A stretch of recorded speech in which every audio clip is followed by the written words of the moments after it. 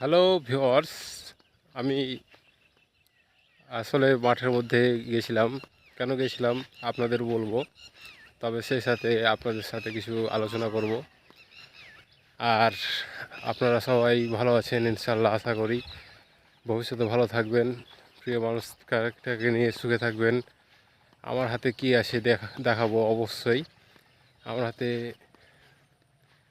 দুইটি আম রয়েছে। আমি অবশ্যই জানেন যে চাঁপাইনবাবগঞ্জ জেলাতে আমের অভাব নেই। মাঠে ঘাটে গেলেই আম পাওয়া যাবে। তো আমি দুইটা আম, সুস্বাদু দুইটি আম দুইটির নাম কে বলতে পারেন দেখেন ভিউয়ার্স।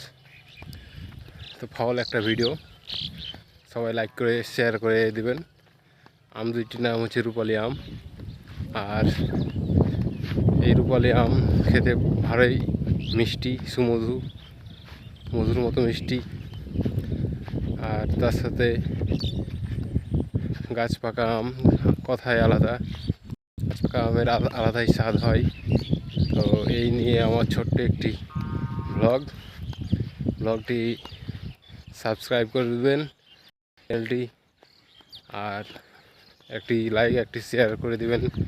ভালো লাগলে কমেন্টে জানাবেন, আশা করি সবাই ভালো থাকবেন, সুস্থ থাকবেন। ধন্যবাদ।